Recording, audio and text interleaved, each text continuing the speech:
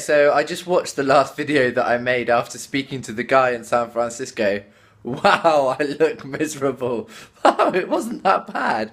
But anyway, so what's happened since then? Yeah, I went to go and see Matt Skerritt in his offices, and two like major things having walked out from after the meeting was that one, he's really struggling with developers, A, quality, and B, reliability. And also it made me realise that I need to be in an office environment, and working from like my parents' office has been really cool, helpful, but it's just not conducive to like, sparring off each other, good ideas, creative environment. So one thing is, I'm going to try and get into his office, even if it's just me to start with, and just be around that type of people, and the people who are coming in for meetings, like from Silicon Beach, who are VCs.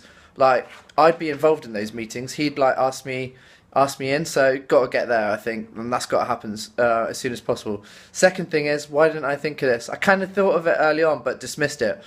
Technical co-founder Dean Parker, absolutely ideal. And how I'm going to get him on board, don't know. I've just got to sell him the dream somehow. And I've read about like Snapchat and Box founders. They had to convince and beg for their co-founders to come on board. And I think I'm going to have to do the same thing. Like, I'm really going to have to sell it to him well. Other thing that I've been up to is like producing this really, which is like all the different ways that I can get funding, and that's down to like NatWest, credit cards, Santander, Prince's Trust, internet co-founding sites, LinkedIn, Kickstarter, people I know, Bournemouth University, just anything I can think of, and I've pretty much contacted them all, set up meetings, given them a phone call to find out what works, submitted forms. I got to try everything, and let's see if I can get some cash in, then I can start really, or I can at least then sell a better dream to Dean. Other things I've done is put together just a small presentation, and it's amazing, like just for literally 3 points per slide for a PowerPoint presentation, which has probably got about 10 slides.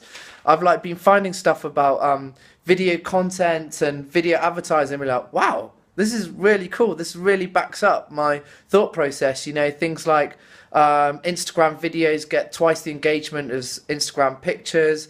Video advertising is 27 times more effective than banner advertising. 71% of users watch a video advertising through to completion. Actually, that 27 times more likely to click through. That's what it is. But just putting together that little PowerPoint presentation, like, yeah, wow, this has got to work. This is really an awesome trend, and there's just so many positives with it. Been reading that book Hero at the moment, which is the sequel to The Secret, and that helps as well. I'm feeling good about it. And one thing I'm doing, like really trying to concentrate on at the moment, is just focusing on one step at a time. And I know I said that in the last video, but really just absolutely nail one thing. Don't worry about anything else. Like, I started to like plan for like, future problems that are going to come up and how I'm going to deal with that. I'm not even there yet. Deal with raising money first. That's all I've got to think about. Celebrate that. Get on to the next thing. 100% focus on that one. That's the way I'm dealing with it at the moment. Don't worry about everything else right now.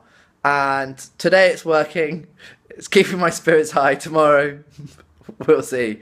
But loving it at the moment. Loving it. And I just don't know why. I've just got such a good feeling about this. I just love for this to come true. Let's see. Keep dreaming. Keep working.